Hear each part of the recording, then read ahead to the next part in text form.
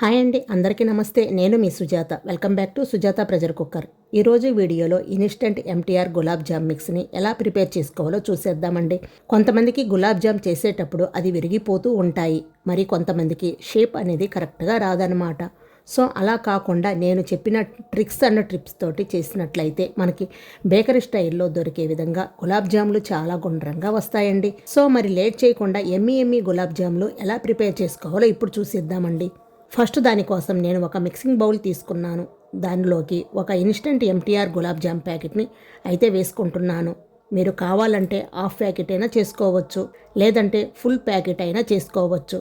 So అది మీ ఇష్టం. నేనైతే full packet MTR gulab jam ప్యాకెట్ని అయితే చేస్తున్నాను.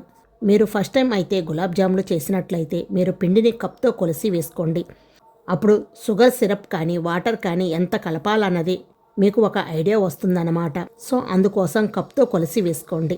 ఇక్కడ 2 కప్పుల పిండి అయితే 3/4 కప్పు వాటర్ అయితే పడుతుందన్నమాట. మీరు పిండిని వాటర్తో అయినా కలుపుకోవచ్చు, లేదా పాలతోనైనా కలుపుకోవచ్చు. మిల్క్తో కలిపినట్లయితే గులాబ్ జాములు చాలా సాఫ్ట్గా వస్తాయి. పిండి కలిపిన తర్వాత ఒక 5 నిమిషాల పాటు పిండిని అలాగే పక్కన పెట్టేసేయండి. 5 నిమిషాల తర్వాత ఈ విధంగా చేతికి నెయ్యి అప్లై చేసుకొని మీరు ఎంత సైజులో గులాబ్ జాములు కావాలనుకుంటున్నారో అంత పిండిని తీసుకొని ఈ విధంగా చేతిలోకి తీసుకొని గట్టిగా ప్రెస్ చేస్తూ రౌండ్గా చేసుకోండి. అలాగే దాని తర్వాత ఎంత స్లోగా మీరు గులాబ్ జాములు గుండ్రంగా చేస్తున్నారో అంత పర్ఫెక్ట్గా వస్తాయన్నమాట. ఇక్కడ మీరు చూస్తున్నట్లయితే మీకు అర్థమైపోతుంది, ఎక్కడ విరిగిపోకుండా చాలా గుండ్రంగా వచ్చింది కదా. సో దానికి రీజన్ ఏమిటంటే మీరు పిండిని కలిపేటప్పుడు వాటర్ కానీ తక్కువైనట్లయితే అది విరిగిపోతుంటాయన్నమాట. సో వాటర్ కానీ పాలు కానీ కరెక్ట్గా వేసుకోండి. వాటర్ కరెక్ట్గా ఉండాలంటే 2 కప్పుల పిండికి 3/4 కప్పు వాటర్ని యాడ్ చేసినట్లయితే కరెక్ట్గా సరిపోతుంది. ఇప్పుడు అన్నీ చేసిన తర్వాత ఆయిల్ అనేది మీడియం హీట్లో ఉండాలి. అప్పుడే మనకి అన్ని వైపులా ఒకే కలర్ అనేది వస్తుందన్నమాట. ఎక్కువ హీట్ కనుక ఉన్నట్లయితే ఒక పక్క బ్రౌన్ గాను మరొక పక్క వైట్ గాను ఉంటుంది. అలాగే లోపల వరకు కూడా ఉడకదన్నమాట.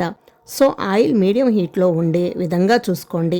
కొన్ని గులాబ్ జాములు ఉండలు ఆయిల్లో వేసుకున్న తర్వాత గరిటె అనేది 1 నిమిషం పెట్టకండి. తర్వాత అటు ఇటు నెమ్మదిగా తిప్పుకుంటూ ఫ్రై చేసుకోవాలి. అప్పుడు అన్ని వైపులా ఒకే విధంగా గులాబ్ జాములు అనేవి కలర్ వస్తుందన్నమాట. మీరు గులాబ్ జాములు చేసేటప్పుడు రిఫైండ్ ఆయిల్లో వాడినట్లయితే బాగుంటుంది. శనగ నూనె వాడకండి.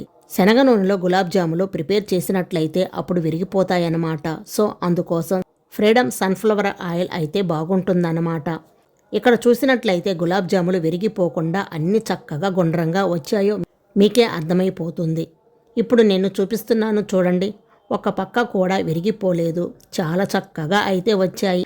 ఇలా మంచి గోల్డెన్ బ్రౌన్లోకి వచ్చిన తర్వాత తీసి ఒక ప్లేట్లోకి వేసుకోండి. ఇలా మొత్తం గులాబ్ జాములు ఫ్రై చేసిన తర్వాత వీటిని పక్కన పెట్టేసుకొని వీటికి షుగర్ సిరప్ని ప్రిపేర్ చేసుకుందాం. ఇక్కడ కొంతమంది షుగర్ సిరప్ అనేది ముందుగానే ప్రిపేర్ చేసి పెడతారు. సో అలా ఏమీ అవసరం లేదన్నమాట. అన్నీ ప్రిపేర్ చేసుకున్న తర్వాతనే స్లోగా సిరప్ చేసుకున్నట్లయితే సరిపోతుంది. ఇక్కడ వచ్చేసి ఈ గులాబ్ జామ్ మిక్స్ అనేది 2 కప్స్ వచ్చింది. 2 కప్స్ గులాబ్ జామ్ మిక్స్కి 1.5 కప్పుల షుగర్ అయితే సరిపోతుంది. మీరు స్వీట్ కానీ ఎక్కువ తినాలనుకున్నట్లయితే మరో 1/2 కప్పు యాడ్ చేసుకోండి. 2 కప్పుల పిండికి 2 కప్పులు షుగర్ కూడా వేసుకోవచ్చు. నేనైతే 1.5 కప్పుల షుగర్ వేస్తున్నానండి. 2 కప్పుల వాటర్ అనేది కరెక్ట్గా సరిపోతుంది. మాకు ఎక్కువ షుగర్ సిరప్ వద్దండి, అందుకే తక్కువ వాటర్ యాడ్ చేశాను.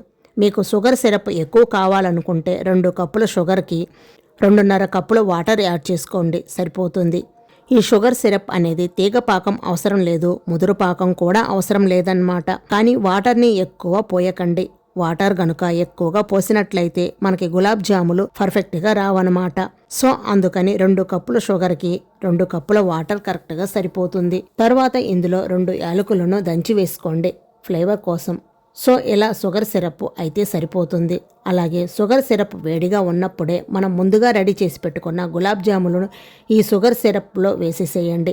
షుగర్ సిరప్ అనేది గోరువెచ్చగా ఉన్నప్పుడే గులాబ్ జాములు యాడ్ చేసినట్లయితే సరిపోతుంది. ఇలా వేసిన తర్వాత ఒక 30 మినిట్స్ పాటు అలా వదిలేయండి. 30 మినిట్స్ తర్వాత చూడండి ఎంత అబ్జర్వ్ అయిపోయిందో గులాబ్ జాములకి ఆ సిరప్ అనేది. అంతేనండి, ఎమ్మి గులాబ్ జామ్ రెడీ అయిపోయింది. వెంటనే సర్వ్ చేసుకొని తినేయవచ్చు, లేదా 1 అవర్ పాటు ఫ్రిడ్జ్లో పెట్టి తింటే కూడా చాలా చాలా బాగుంటుంది. చూడండి ఎంత సాఫ్ట్గా వచ్చాయో.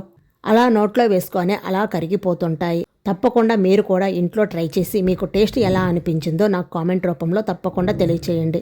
వీడియో నచ్చితే లైక్ చేసి మీ ఫ్రెండ్స్ అండ్ మీ ఫ్యామిలీ మెంబర్స్కి షేర్ చేయండి. అలాగే మరిన్ని సింపుల్ అండ్ టేస్టీ రెసిపీస్ కోసం సుజాత ప్రెజర్ కుక్కర్ యూట్యూబ్ ఛానల్ని తప్పకుండా సబ్స్క్రైబ్ చేసుకోండి.